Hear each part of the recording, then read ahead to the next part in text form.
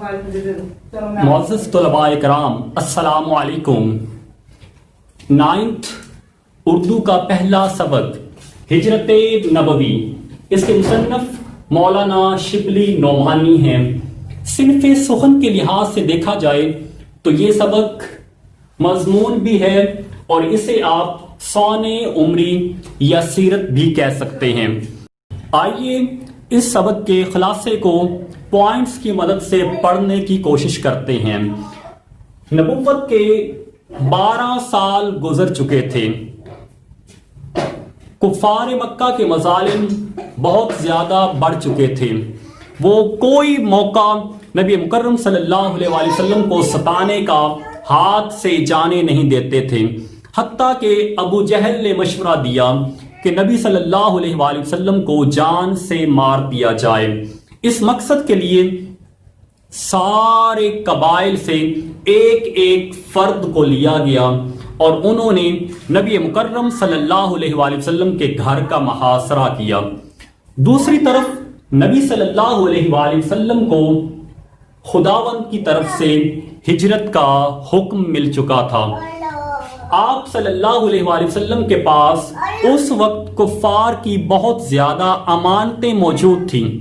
نبی صلی اللہ علیہ وآلہ وسلم نے حضرت امیر یعنی حضرت علی کرم اللہ وجہ الکریم فاتح خیبر کو اپنے بستر مبارک پر لٹا دیا اور کہا کہ لوگوں کو ان کی امانتیں لوٹانے کے بعد تم بھی ہجرت کر کے مدینے آ جانا۔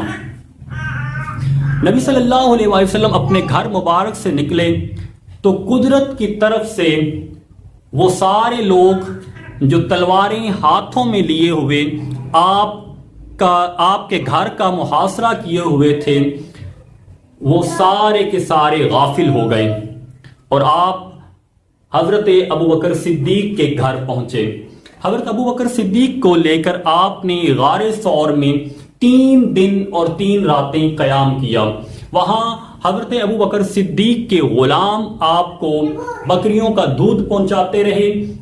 ابن ہشام کے مطابق آپ کی بیٹی حضرت اسما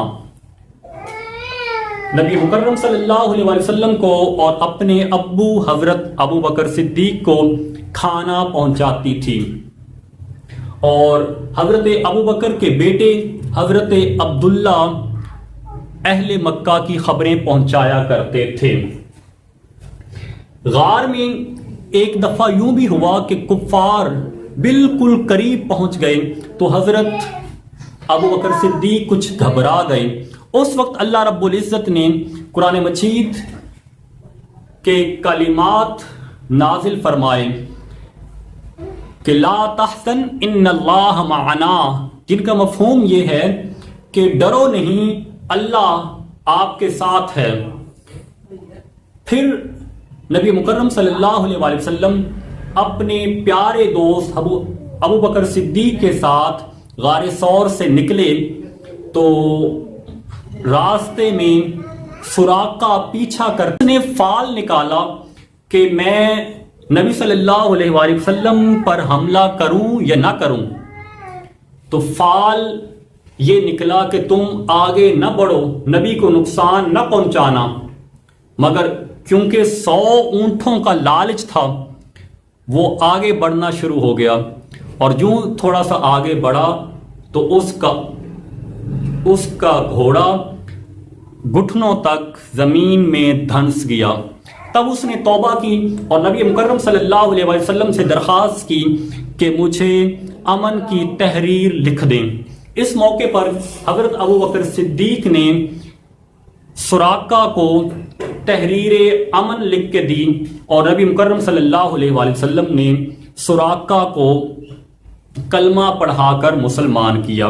دوسری طرف مدینے میں بہت زیادہ نبی صلی اللہ علیہ وآلہ وسلم کا انتظار کیا جا رہا تھا۔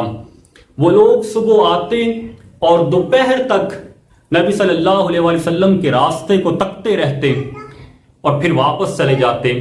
ایک دن ایک یہودی نے قرائن سے نبی صلی اللہ علیہ وآلہ وسلم کو پہچان لیا اور جا کے بتایا کہ لوگوں جس کا تم انتظار کر رہے تھے وہ نبی محمد صلی اللہ علیہ وآلہ وسلم تشریف لے آئے ہیں۔ سو سارے کا سارا مدینہ نعرہ تکبیر کے بلند نعروں سے گونج اٹھا۔